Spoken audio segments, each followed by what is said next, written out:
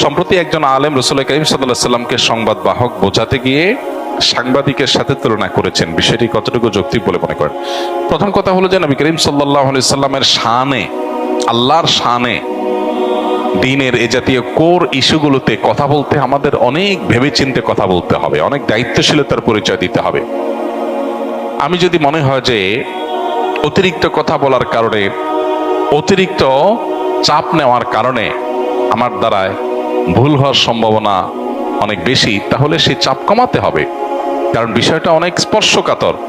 নবী করিম সাল্লাল্লাহু আলাইহি সাল্লামকে সাংবাদিক এটা কোনোভাবে বলা যায় না।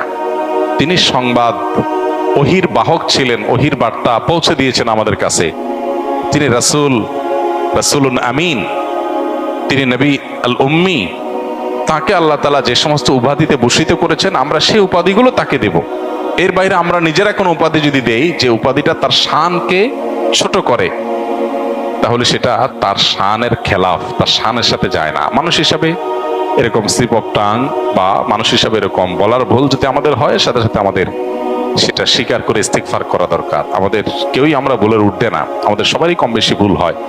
ভুল হলে সেটা কারেকশন করা উচিত এবং ভুলের রেশিও কমিয়ে আনার জন্য আমাদের খুবই দায়িত্বশীলতা এবং খুবই সচেতনতার সাথে দাওয়া পেশ করা উচিত। আল্লাহ আমাদেরকে তৌফিক দান করুন। প্রচলিত অর্থে যারা সাংবাদিক, তাদের একটা ডেফিনিশন আছে।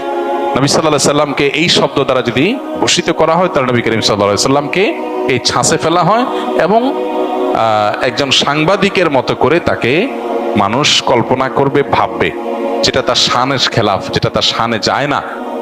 তিনি যে আল্লাহর পক্ষ থেকে পাওয়া প্রাপ্ত সংবাদ বা আল্লাহর পক্ষ থেকে প্রাপ্ত ওহী মানুষের কাছে পৌঁছে দিয়েছেন, এটা প্রচলিত অর্থে সাংবাদিকের সংবাদ পরিবেশন করার সাথে তুলনা করার মতো নয়।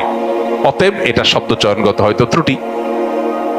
তো এই ত্রুটিগুলো আমাদের যেন না হয় বা কমে আসে, সেজন্য সতর্ক থাকা।